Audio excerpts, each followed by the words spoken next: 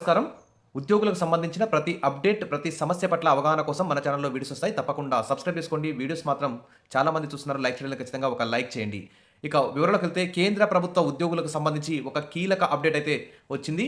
అసలు కేంద్ర, రాష్ట్ర ప్రభుత్వాల ఉద్యోగులైతే ఓల్డ్ పెన్షన్ స్కీమ్ కోసం అయితే పట్టుబడుతున్నారు. కానీ కేంద్ర ప్రభుత్వం ఇటు ఎన్‌పీఎస్, యూపీఎస్ అని ఈ పథకాలనైతే తీసుకొచ్చింది. ఈ పెన్షన్ స్కీమ్‌లని ఉద్యోగులందరూ కూడా దేశవ్యాప్తంగా కూడా ఈ స్కీమ్‌లైతే వ్యతిరేకిస్తున్నారు. అయినా బలవంతంగా ఉద్యోగులు పెన్షన్ల మీదైతే ఈ ఎన్‌పీఎస్, యూపీఎస్ స్కీములైతే రుద్దుతున్నారు. మరి ఎన్‌పీఎస్, యూపీఎస్ ఎంపికకు ఈ నెల 30 డెడ్‌లైన్ అంటే సెప్టెంబర్ 30 డెడ్‌లైన్‌గా విధించింది. యూపీఎస్ ఎంచుకున్న ఉద్యోగులు ఎన్‌పీఎస్‌కు కెరీర్‌లో ఒకేసారి మారొచ్చు. ఇక్కడ చూద్దాం.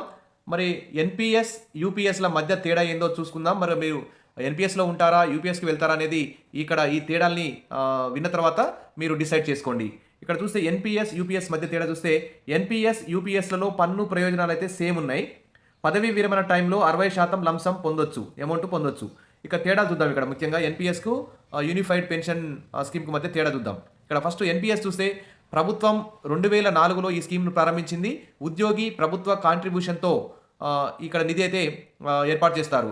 నెలవారీ బేసిక్ పే ప్లస్ డీఏలో కలిపి 10% చొప్పున ఉద్యోగి, 10% ప్రభుత్వం కాంట్రిబ్యూట్ అయితే చేస్తారు. ఈ ఫండ్స్‌ని పీఎఫ్ఆర్డీఏ నియంత్రించే ఫండ్ మేనేజర్లు మార్కెట్లో పెట్టుబడి పెడతారు. పదవీ విరమణ సమయంలో 60% కార్పస్ ఫండ్ లంసమ్ అమౌంట్ అంటే పెద్ద మొత్తంలో ఉపసంహరించుకోవచ్చు. పన్ను మినహాయింపు ఉంటుంది. మిగిలిన 40%తో యాన్యుటీ కొనుక్కోవాలి. ఉద్యోగికి నెలవారీ పెన్షన్ దక్కుతుంది. ఉద్యోగం మారినా ఎన్‌పీఎస్ కొనసాగించొచ్చు.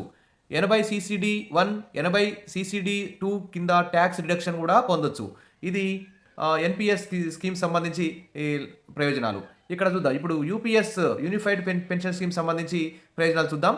ఈ ఏడాది ఏప్రిల్ 1 నుంచి కేంద్ర ప్రభుత్వ ఉద్యోగుల కోసం ప్రవేశపెట్టిన మోడల్ ఇది. అంటే 2025 ఏప్రిల్ 1 నుంచి. ఓల్డ్ పెన్షన్ స్కీమ్‌తో దీనికి పోలికలు ఉన్నాయి. ఎన్‌పీఎస్ మాదిరే ఉద్యోగి ప్రభుత్వ కాంట్రిబ్యూషన్ 10% ప్లస్ 10% అంటే ఉద్యోగి 10% చెల్లిస్తారు. ప్రభుత్వం కూడా 10% చెల్లిస్తుంది. లంసమ్ అమౌంట్‌ను ప్రతి 6 నెలల సర్వీస్‌కి లెక్కిస్తారు. 60% వరకు కార్పస్‌ని విత్‌డ్రా చేసుకోవచ్చు. పన్ను మినహాయింపు ఉంటుంది. ఇక మిగిలిన 40% పైన కార్పస్ పన్ను ఉంటుంది. ఇది కూడా బెంచ్ మార్క్ కార్పస్ అంటే లిమిట్ కంటే ఎక్కువగా ఉన్న కార్పస్‌ను మించిన అమౌంట్ పైనే పన్ను పడుతుంది.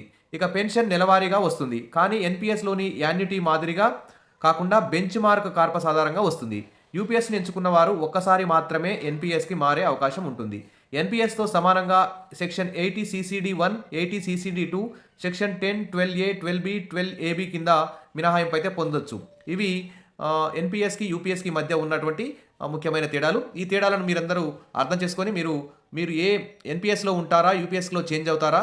అనే విషయాన్ని డిసైడ్ చేసుకోండి. ప్రస్తుతం అయితే సెప్టెంబర్ 30, 2025 వరకు అయితే ఈ మారడానికి కేంద్ర ప్రభుత్వం డెడ్‌లైన్ విధించింది. ఇక ఇది కేంద్ర ప్రభుత్వ ఉద్యోగులకు సంబంధించి. ఇక కేంద్ర ప్రభుత్వ ఉద్యోగులు తమ పదవీ విరమణ భద్రత కోసం national pension system, unified pension scheme మధ్య ఎంపిక చేసుకునే సమయం అయితే దగ్గర పడుతోంది. యూపీఎస్ ఈ ఏడాది ఏప్రిల్ 1 నుంచి అమల్లోకి వచ్చినప్పటికీ ఎంపిక గడువు సెప్టెంబర్ 30, 2025 వరకు పొడిగించారు. మరి మరొకసారి పొడిగించే అవకాశం అయితే ఉన్నట్లు తెలుస్తుంది. ఈ నేపథ్యంలో ప్రభుత్వం పెన్షన్ రెగ్యులేటరీ పీఏఎఫ్ఆర్డీఏ యూపీఎస్‌ను మరింత ఆకర్షణీయంగా మార్చేందుకు పలు మార్పులు తీసుకొచ్చింది. సెప్టెంబర్ 30, 2025 లోపు యూపీఎస్‌ని ఎంచుకున్న ఉద్యోగులు తమ కెరీర్‌లో ఒక్కసారి ఎన్‌పీఎస్‌కు మారే అవకాశం ఉంటుంది. కానీ తిరిగి యూపీఎస్‌కు మారే అవకాశం అయితే ఉండదు. ఈ మార్పును కనీసం పదవీ విరమణకు 1 సంవత్సరం ముందు లేదా స్వచ్ఛంద పదవీ విరమణకు 3 నెలల ముందైతే చేపట్టాలి. ఇక్కడ ఫిజికల్ ఫారం అనుమతి. ఆన్లైన్ వ్యవస్థపై ఒత్తిడి పెరగడంతో పెన్షన్ అథారిటీ అయితే ఫిజికల్ ఫామ్లను సెప్టెంబర్ 30, 2025 వరకు సమర్పించేందుకు అనుమతిచ్చింది. ఇక నోడల్ ఆఫీసుల వద్ద ఫామ్లను అయితే సమర్పించవచ్చు. ఈ ఏడాది అంటే 2025 ఏప్రిల్ 1 నుంచి ఆగస్టు 31 మధ్య ఎన్‌పీఎస్‌లో చేరిన కొత్త ఉద్యోగులు కూడా యూపీఎస్‌కి మారే అవకాశం ఉంది. మీరు ఫామ్ A1ను ఫిజికల్‌గా సమర్పించవచ్చు. ఒకసారి యూపీఎస్ ఎంచుకున్న తర్వాత తిరిగి ఎన్‌పీఎస్‌కు మారేందుకు మీ సర్వీస్‌లో మొత్తంలో ఒక్కసారి మాత్రమే అవకాశం ఉంటుంది. గుర్తుంచుకోండి. యూపీఎస్ పరిధిలోకి రాని సంస్థల్లో అంటే విదేశాల్లో పనిచేస్తున్న ఉద్యోగులు ఫామ్ A2ను ఫిజికల్‌గా తమ పాత సంస్థకు సమర్పించవచ్చు. ఇది ఈ నెల 30 లోపే చేయాలి. అంటే సెప్టెంబర్ 30, 2025 లోపే చేయాలి. ఇక డేట్స్ ఏమైనా లాస్ట్ డేట్ మారిస్తే చెప్పలేము. అప్డేట్ రాగానే అందిస్తాను. నేషనల్ పెన్షన్ ట్రస్ట్ ఈ ఏడాది మేలో క్యాలిక్యులేటర్ టూల్‌ను విడుదల చేసింది. ఉద్యోగులు తమ date of birth, joining date, service సంవత్సరాలు, ఎన్‌పీఎస్ కార్పస్, బేసిక్ పే వంటి వివరాలు నమోదు చేసి యూపీఎస్, ఎన్‌పీఎస్, లంసమ్, పెన్షన్ లాభాలను పోల్చుకున్న తర్వాత మీకు ఏది లాభం ఉంటే ఎన్‌పీఎస్ లాభం ఉంటే ఎన్‌పీఎస్‌కి, యూపీఎస్ పెన్షన్‌కి లాభం ఉంటే యూపీఎస్‌కి అంటే నేషనల్ పెన్షన్ సిస్టమ్ మీకు నచ్చితే దాంట్లో జాయిన్ కావచ్చు. యూనిఫైడ్ పెన్షన్ స్కీమ్ నచ్చితే మీకు దీంట్లో జాయిన్ కావచ్చు. కానీ ప్రభుత్వం మాత్రం బలవంతంగా ఈ పెన్షన్ స్కీముల్ని ఉద్యోగుల మీద, పెన్షన్ల మీద రుద్దుతుంది. అసలు ఓల్డ్ పెన్షన్ స్కీమ్ అమలు చేసి ఉద్యోగి నుంచి కాంట్రిబ్యూషన్ లేకుండా పూర్తిగా ప్రభుత్వమే పెన్షన్ ఇచ్చే విధంగా ఈ ఈ పెన్షన్ స్కీముల్ని ఏర్పాటు చేయాలి, ప్రకటించాలి. దీని మీద రాష్ట్రాల వ్యాప్తంగా మరియు దేశవ్యాప్తంగా కూడా భారీ ఎత్తున ఉద్యమం తీసుకొచ్చి కేంద్ర ప్రభుత్వం మీద ఒత్తిడి తీసుకొచ్చి ఓల్డ్ పెన్షన్ స్కీమ్ అమలుకి ప్రయత్నం చేయడమే బెటర్ అని అనిపిస్తుంది. వీడియో నచ్చితే లైక్ చేయండి, సబ్స్క్రైబ్ చేసుకోండి, మీ ఫ్రెండ్స్‌కు మీరు షేర్ చేయండి. Wish you all the best. Thank you.